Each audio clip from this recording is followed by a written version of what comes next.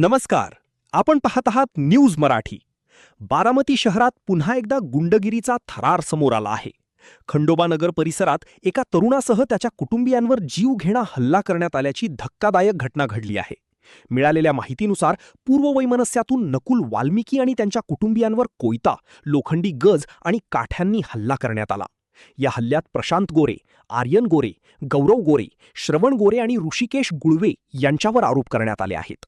विशेष म्हणजे हा वाद सुरू असताना भांडण सोडवण्यासाठी आलेल्या फिर्यादींच्या पत्नीचा विनयभंग झाल्याचाही गंभीर आरोप करण्यात आला आहे.